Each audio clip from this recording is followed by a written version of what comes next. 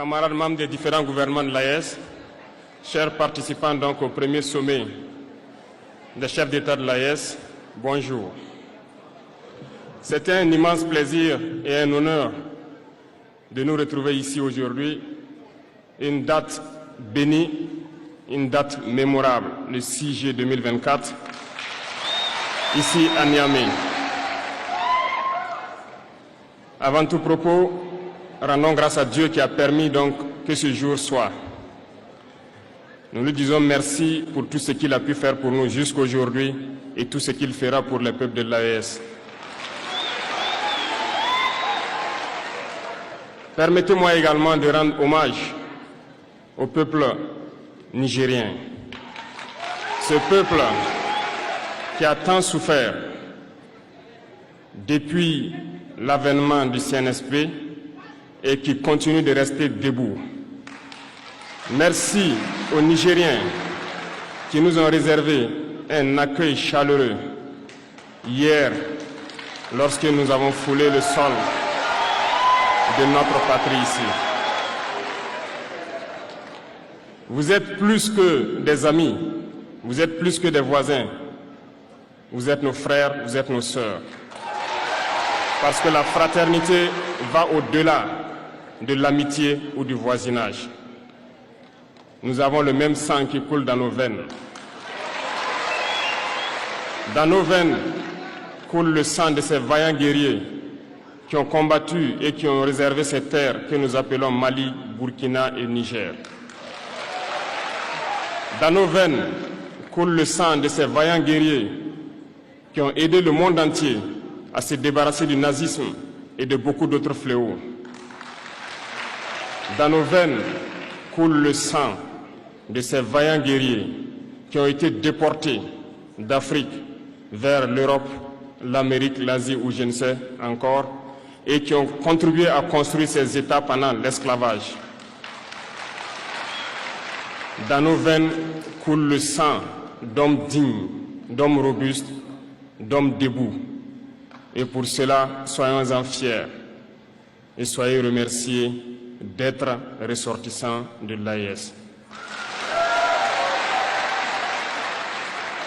L'Afrique, ce continent qui a tant souffert et qui continue de souffrir du fait des impérialistes.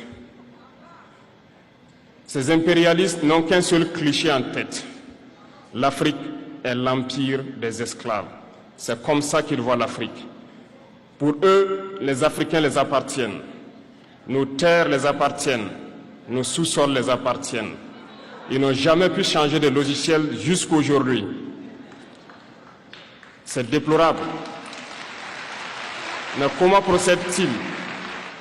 C'est malheureusement depuis donc ces années 60 où ces simulacres d'indépendance ont été donnés à l'Afrique.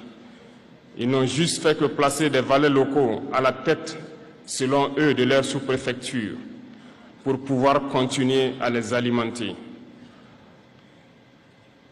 Ces valets locaux que nous allons qualifier aujourd'hui d'esclaves de salon n'ont d'autre repère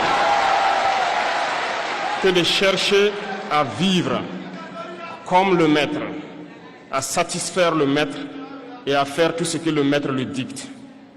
Ils volent, ils pillent nos États, amènent tout chez le maître et leur richesse est conservée chez le maître.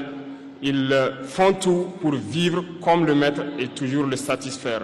Lorsque le maître commande, ils exécutent.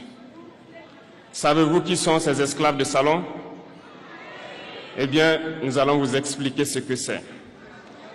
Ce sont des individus qui n'ont aucune dignité, qui n'ont aucune morale, qui n'ont aucune personnalité. Mais le maître esclave a toujours su identifier ces individus. Ils sont toujours prêts à trahir leurs frères pour satisfaire le maître. Ils nous ont trahis depuis l'indépendance et d'autres continuent jusqu'à aujourd'hui à nous trahir au profit de leur maître. Ces individus continuent toujours, contre vents et marées, à piller l'Afrique, à aider le maître à piller l'Afrique. Ils se plaisent à le dire chaque année Dans leur sondage économique, le Burkina est le pays le plus pauvre, le Mali est le pays le plus pauvre, le Niger est le pays le plus pauvre. Nous sommes classés parmi les derniers. Très bien, si nous sommes aussi pauvres qu'ils le disent, mais quand est venu le moment de prendre nos responsabilités, nous avons demandé à ces maîtres de quitter les lieux. Pourquoi ne veulent-ils pas partir? Lorsque nous prenons le cas du Niger, depuis plus de 40 ans, certains pays exploitent l'uranium pour produire de l'énergie chez eux. D'Ottawa jusqu'à Paris, les rues